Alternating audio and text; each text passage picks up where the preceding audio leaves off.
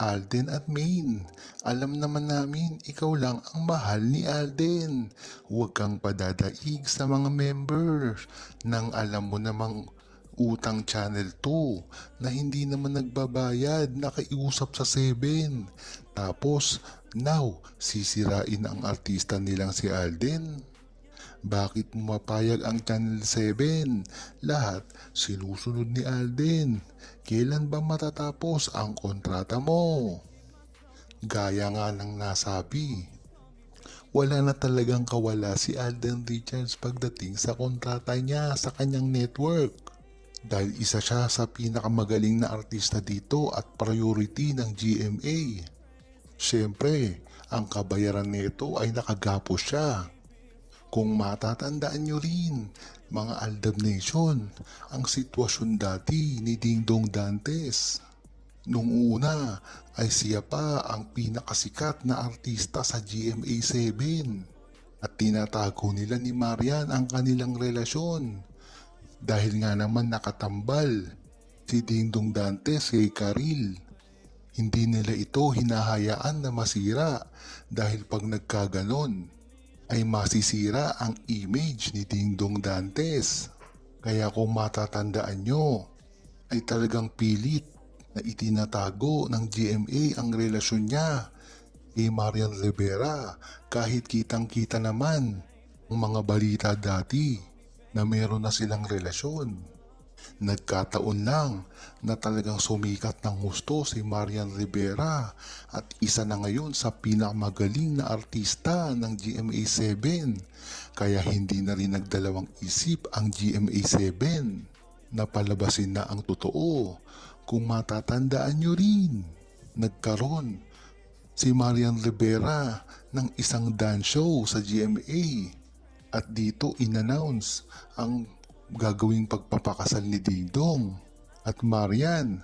Ngunit ang nakakapagtaka dito ay ikinasal na pala ang dalawa matapos ang 2 years. Kaya talagang kitang-kita mo ang galawan ng industriya ng mga artista. Kaya huwag kayong magtataka kung talagang nasisira ngayon ang relasyon ni Maine Mendoza at Alden Richards.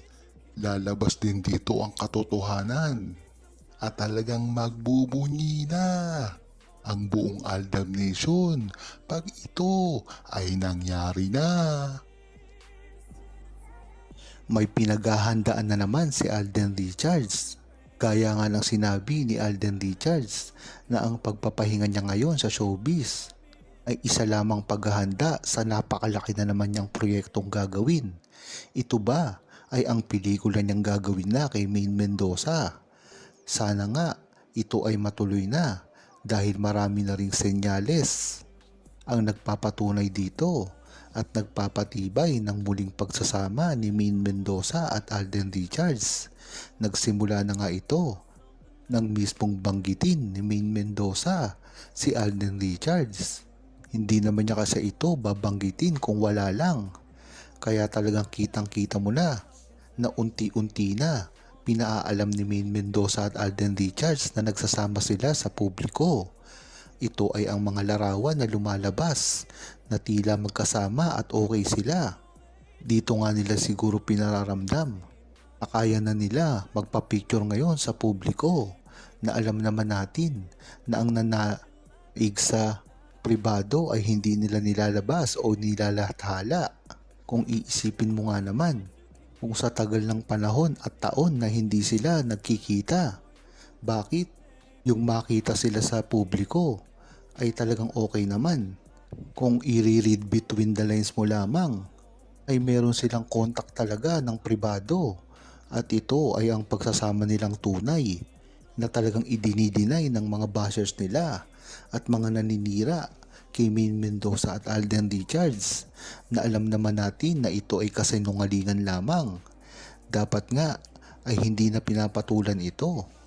Ngunit ang pagbabasa kanila at paninira at mga walang alam pagdating sa relasyon ni Maine Mendoza at Alden Richards ay kung ano-ano na lamang ang pinagsasabi.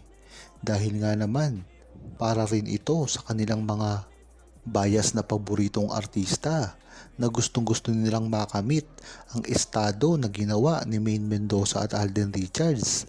Ngunit hindi naman ito mangyayari dahil ang kasikatan ni Maine Mendoza at Alden Richards ay organic at kahit kailanman ay hindi na mapapantayan at magagaya pa ng iba.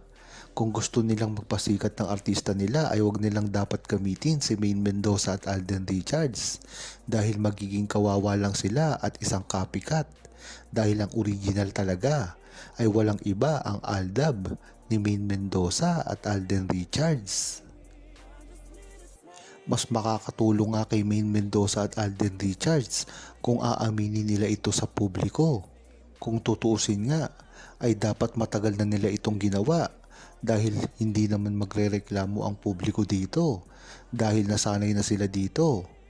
Ngunit magandang estratehiya rin ang ginagawa nilang ito para na rin sa kanilang big comeback. Ika nga naman, napakatagal nilang hindi gumawa ng proyekto at pelikula o teleserye. Tapos bigla na lang silang magsasama. Hindi ba't napakalaking balita nito? Tinitiyak ng buong Aldab Nation at publiko na ito ay magiging isang malaking proyekto na tatalunin pa. Iba't ibang mga naghahari sa pelikula kahit ang mga Hollywood pa. Yan naman talaga ang goal ni Alden Richards, makagawa ng isang blockbuster movie. Lalong-lalo na, kinakatakutan ito ng mga management at mga kalaban ni Maine Mendoza at Alden Richards dahil nga naman pag gumawa ng bagong record si Maine Mendoza at Alden Richards ay maiilathala na naman ito sa history. At dito nga ay wala na silang kawala dahil pag naitala ito sa history ay pag-uusapan na naman ang pangalan ni Maine Mendoza at Alden Richards na alam natin na iniiwasan ng mga management at ang mga kalaban nilang network.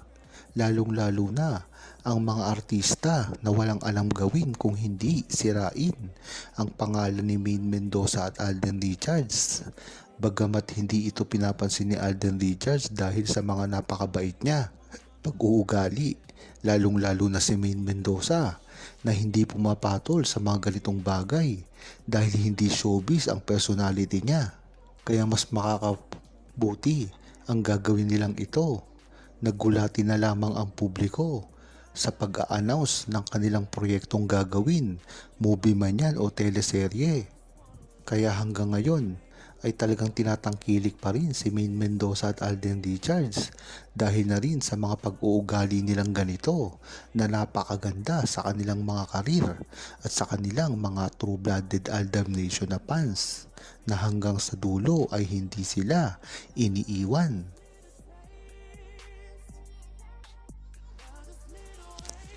Huwag kalimutang mag-subscribe, comment at i-like ang video na ito. Thanks for watching!